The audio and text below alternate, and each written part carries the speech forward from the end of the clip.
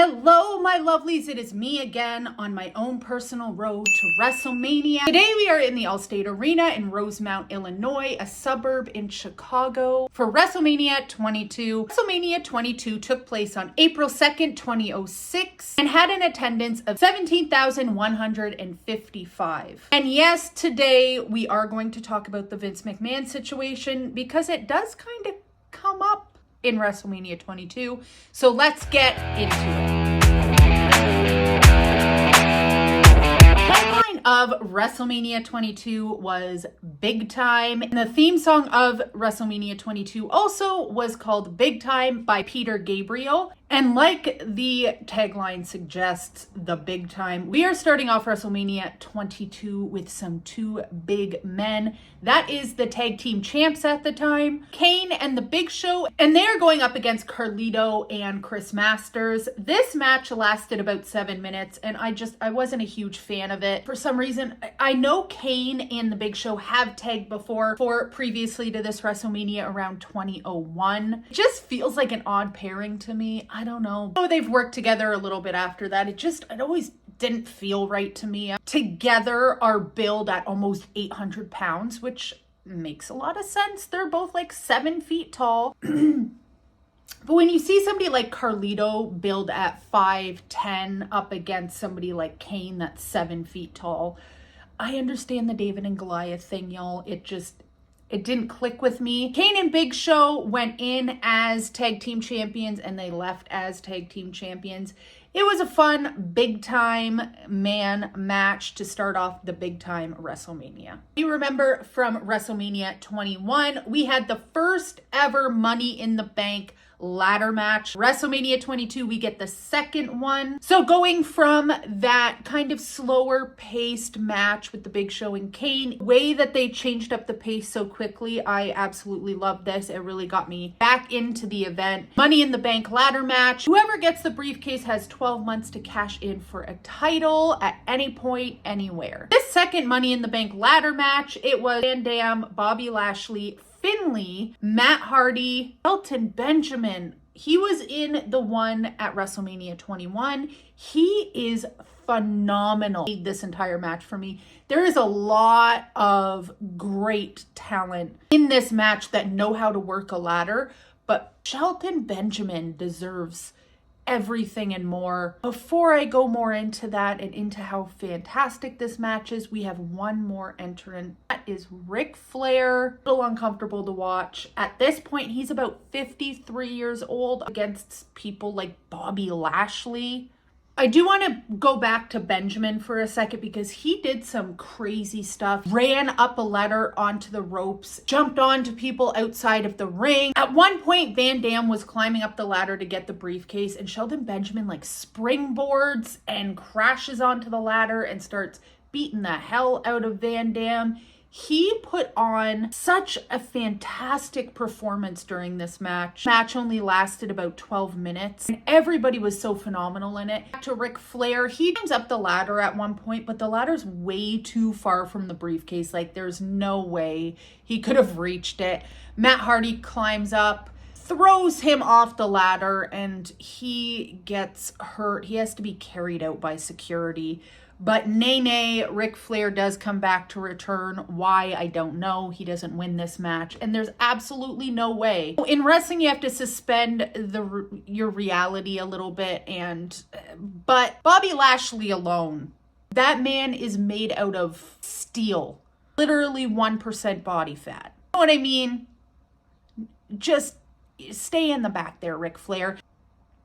Shelton Benjamin does springboard onto the ladder with Rod Van Dam. Matt Hardy brings up a second ladder. They're fighting up top. Van Dam pushes them both down. Van Dam is our winner. I mean, anybody that can use a ladder to the best of their ability, Van Dam is definitely one of them. It was so nice to see him win a Money in the Bank ladder match. He is absolutely stellar. This next match I kind of want to touch on, and that is for the United States Championship. That is between JBL. At this point, he's calling himself the Wrestling God, and he's going up against Chris Benoit. We know Chris Benoit had lost his best friend, Eddie Guerrero, a year previously in two 2005. And man, this match, first of all, this match was underwhelming to say the least. JBL did end up winning this match. He attempted a clothesline from hell, which Chris Benoit countered with a crippler crossface.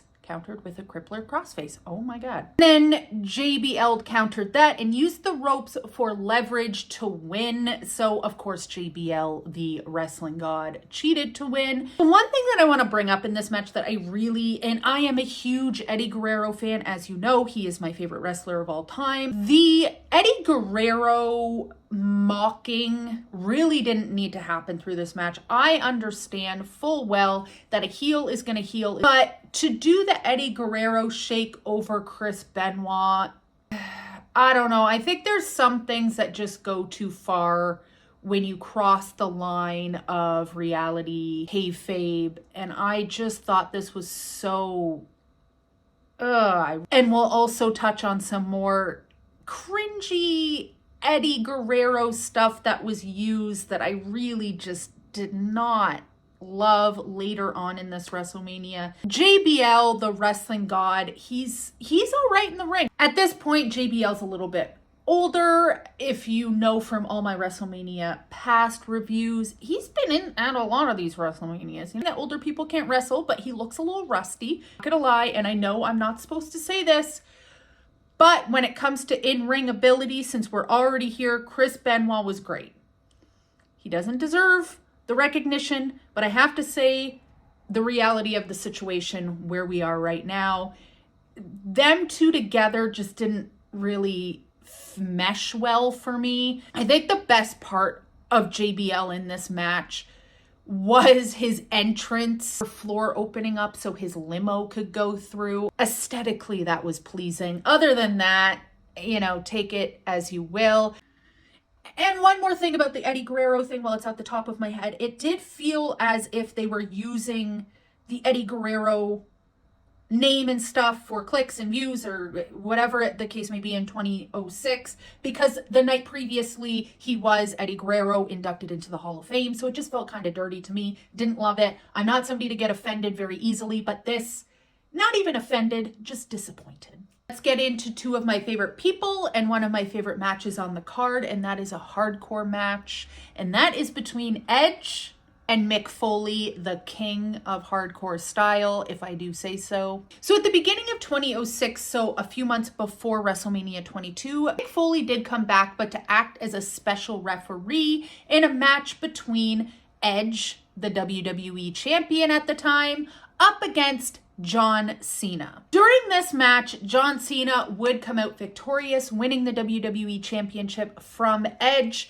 and Edge blamed this on the special referee, Mick Foley. You let me know why below, because you lost. Because Edge believed his loss was the fault of Foley, he did attack Mick Foley after this match. This kickstart the feud, bringing Mick Foley out of retirement, bringing him back into the ring for WrestleMania 22. This was also at the time that Edge was still with Lita, which I loved that pairing. I would also, it's none of my damn business, but why did they not stay together? So Edge, in a little promo package, he goes on to say, I always get what I want. I am the superstar, the man that you come to watch. I always get what I want. And what is one of the things that they show in this, I always get what I want video package, is the live sexual segment that Edge had with Lita. It was kind of like Lita's punishment for the whole Matt Hardy thing, I believe. Lita goes on to say later that if she did not perform this sexual thing, that she would have lost her job. Sounds very Vince McMahon, sir. Very demeaning to women, and this should have never taken place, but I digress. Mick Foley has said so many times, because he is such a sweet baby angel, that he just wanted to come out of retirement or do these kinds of matches, or in his later stages of his career, really just put over younger talent. At this point in 2006, Edge didn't really need to be put over. If you're going to be put over in a hardcore match, who better to do that for you than Mick Foley? And Edge does defeat Mick Foley.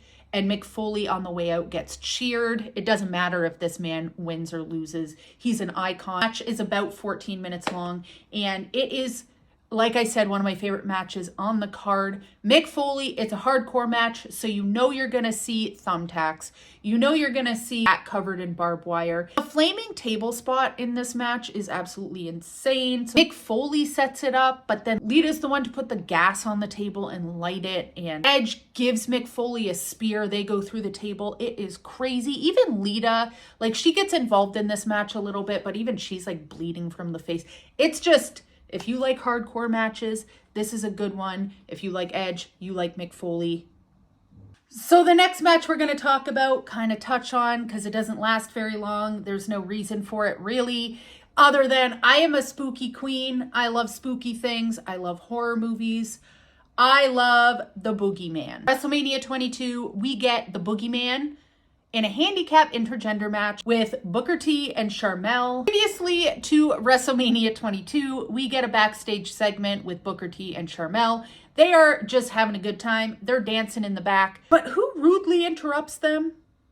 Coming down from the roof, from the ceiling, upside down. Well, that's the Boogeyman. Everything turns red. They're like, what is going on? And they run away. And, okay, WrestleMania 22. But before Booker T and Sharmell get to the ring, they go up the ramp backstage, and she's saying, like, freaks are always attracted to her husband. We see all these people backstage being weird, like Pirate Paul Burchill. Goldust is there in a black curly wig. I feel like this lasts for like 25 minutes. It doesn't, but it feels that way. The bell goes and Booker T throws Sharmell into the ring. She's like, what the hell? Boogeyman's going after her, but Booker T runs in to save her and then tags himself in. The Boogeyman puts worms in his mouth, as he does. Iconic. Well, he has worms in his mouth. He kisses Sharmell with their mouths and the worms, and this match lasts under 4 minutes. The Boogeyman is on an undefeated streak and he wins. It is what it is. There are 2 women's matches on the card for WrestleMania 22. One happens much later in the card, but I'm going to talk about it now. I'm just going to talk about the 2 women's matches together, because the one that happens later, I am just going to tell you what it was and move on with my life, because I absolutely hate it. That match later on the card is Tori Wilson up against Candice Michelle in a Playboy pillow fight. It lasts about 7 minutes. Guys on commentary are hooting and hollering, and I don't care. We are moving past this. The second one, which is after the Boogeyman match, is Mickie James up against the WWE Women's Champion. Know that I am going to sound like I am contradicting myself, because I kind of am. But I really liked this feud with Mickie James and Trish Stratus. Trish Stratus is the WWE Women's Champion, and Mickie James is the new girl on the block. This is her debuting match at a WrestleMania. She has a weird obsession with Trish Stratus. She's always around. Trish Stratus is trying to take a shower. Mickie James is out there waiting for her.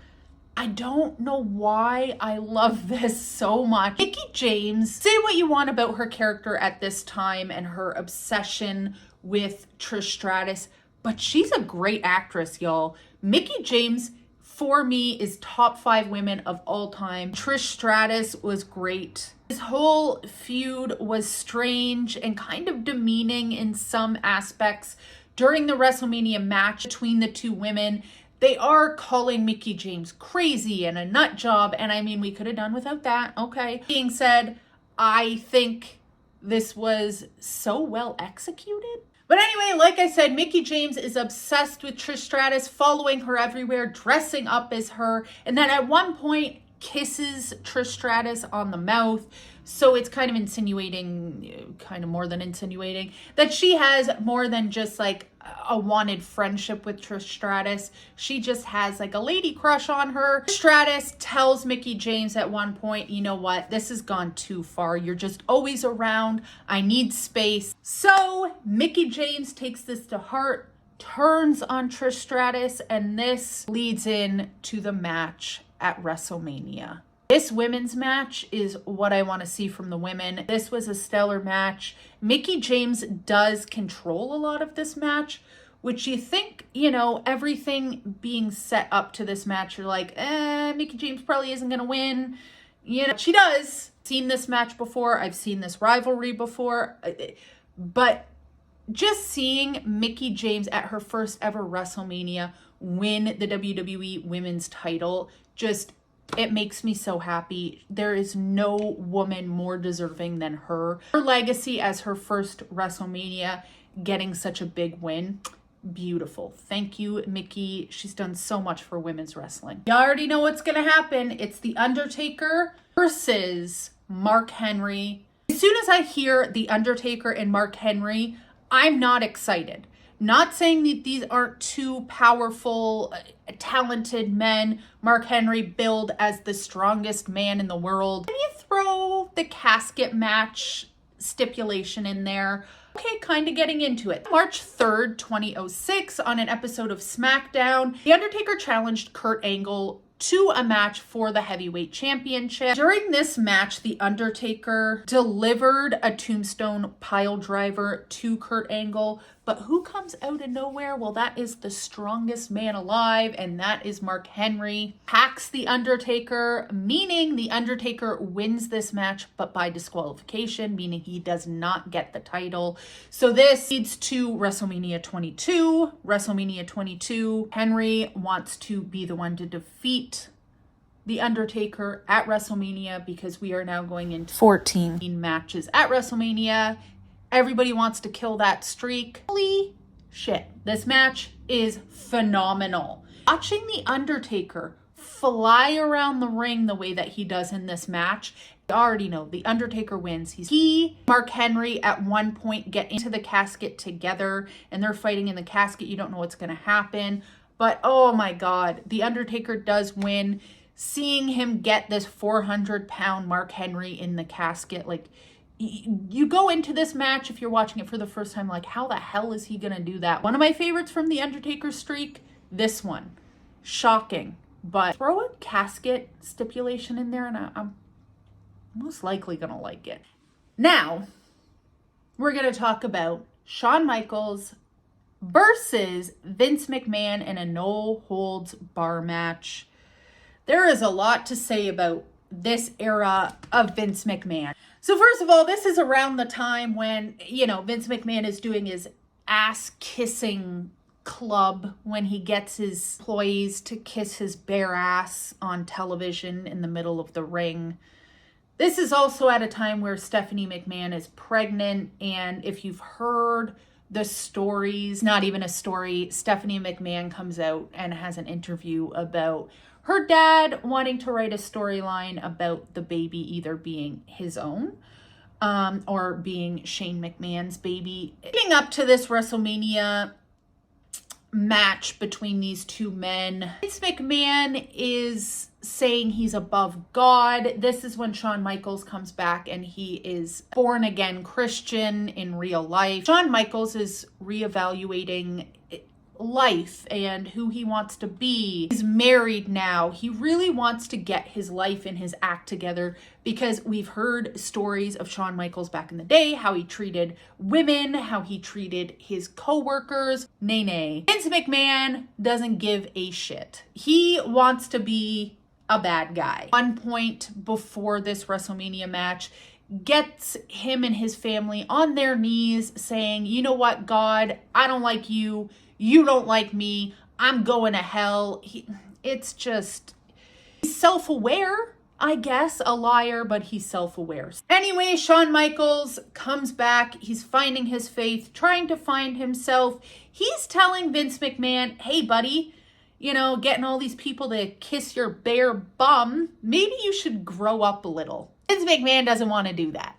No. He does not want to grow up. He gets into the Montreal screw job and how Vince screwed Brett. He says this, and how he played Brett like a fiddle. Vince McMahon is godlike and nobody can touch him, not even Shawn Michaels. Shawn Michaels, if you want to step up to me, will F you like I F'd Brett. And this pops off. Shawn Michaels is having none of this. God against the devil. in this match. It was a pretty crazy match. At one point, Vince McMahon is getting blood from the back of his head. Vince McMahon is also up on that juice or something. Allegedly. During this 18-minute match at WrestleMania 22, Shawn Michaels does bring out a ladder. Starts climbing it, and he's like kind of questioning himself in the commentaries, like, Shawn, don't do this. You're a changed man. Be better than this. Remember who you are. So Shawn Michaels gets down the ladder, like, I'm not gonna jump on Vince McMahon. I just put a garbage can on his head. What am I doing? But nay, that's not what he's thinking. He goes and gets a bigger ladder. Oh, thank you. Thank you, Shawn Michaels. Jumps from the ladder on him. Shawn Michaels does defeat Vince McMahon in this match. Shawn Michaels also during this match, Shane McMahon is out there. Shane McMahon came out with handcuffs to handcuff Shawn Michaels, but that doesn't work out. Shawn Michaels ends up doing the flippity flop and handcuffing Shane to the ring. So Shane has to watch his dad go through all of this. Crazy match, I will say that.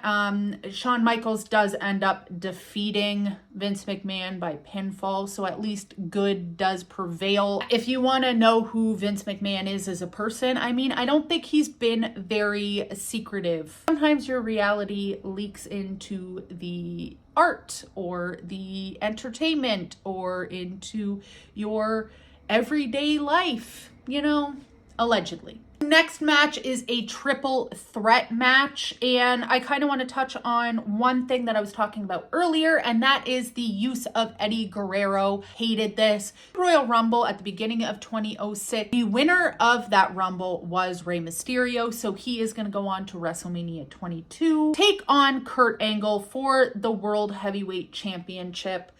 Rey Mysterio wins, but Randy Orton starts, you know, pushing Rey Mysterio's buttons. And this is when we get Randy Orton saying, well, Rey, Eddie Guerrero isn't up there. He's down there in hell. Rey Mysterio, you know, his buttons are getting pushed. He does not like this. He says, you know what, Randy Orton, at No Way Out, you and I are going to have a match. We'll put my heavyweight world title spot on the line. So if you win this match, you can have it at WrestleMania 22. No Way Out comes around. Randy Orton and Rey Mysterio have this match, but Rey Mysterio loses because Randy Orton cheated. So after No Way Out, on an episode of SmackDown, Theodore Long, the general manager of SmackDown, comes out and says, Rey, there's not much I can do. He cannot pull Randy Orton from the match at WrestleMania 22, but what he can do as general manager is add a person. So he adds Rey Mysterio to this match,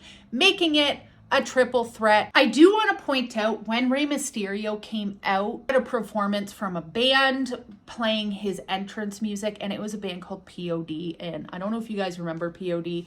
That is a way back playback. Into this match, Kurt Angle is the current WWE Heavyweight Champion, but he does not have to be pinned in order for a winner to win this match. So this match only lasts about 9 minutes. I actually really enjoyed this. Everybody in this match is super talented. Again, when it comes to these weight championship WrestleManias, I don't necessarily love a triple threat. I'd rather just keep it to 2 people, but that's just a personal preference of mine. Angle gets Rey Mysterio in an ankle lock, his signature move, but Rey Mysterio at the end of this match hits his iconic 619 on Randy Orton, getting the pinfall. Oh, it was such a beautiful moment. After all that crap that Randy Orton was spitting on my man, Latino Heat, I'm so glad Randy Orton was the one to take the pin because he deserved it. So the actual main event of this WrestleMania is John Cena versus Triple H. Triple H really wanted to win the Royal Rumble, but nay, he did not. Leading up to WrestleMania, we did have a 2006 Road to WrestleMania tournament. The Road to WrestleMania tournament was to determine number 1 contender of the WWE Championship match at WrestleMania 22, because at this time, as we know, we are still in the brand split era. So during this tournament, we had a bunch of men, and, you know, it would trickle down as tournaments do. Whoever wins moves on to the next spot. So during this tournament, the very last match of this tournament was, again, a triple threat. We had Triple H, The Big Show versus Rod Van Dam. And in this match, Triple H gave the pedigree to Rod Van Dam, winning the entire tournament. So he moves on to take on John Cena at WrestleMania 22, John Cena being the current WWE champion. At this time, this is, you know, Triple H is the king. He comes out in like a Conan King style get up. During his entrance, they keep calling him the king. He on a bit of a pedestal in the WWE, whether he's champion or not. John Cena comes out with like a Tommy gun with a bunch of gangsters on a car. So very different styles, gangster versus king. And if you don't know, now you know, one of those gangsters on the car with the Tommy gun, that would be CM Punk. Like I said, Triple H comes out on his throne. But as commentary said during this match, Triple H doesn't care if you're booing him. He doesn't care if you're cheering him. He doesn't really care about that. Everybody at this time, the crowd is turning on John Cena. They are booing the shit out of this man. At the end of this match, Triple H tries to give John Cena the pedigree, but John Cena counters with an STF and Triple H to submit, and he taps out, and John Cena is still your heavyweight champion, which I absolutely love. The more I watch these WrestleManias, the more I appreciate John Cena and how he came up and everything that he did. Well, this was an okay WrestleMania. WrestleManias from 18, 20, 21 were some of my favorite. WrestleMania 22, it had its moments. Not my favorite by any stretch of the imagination.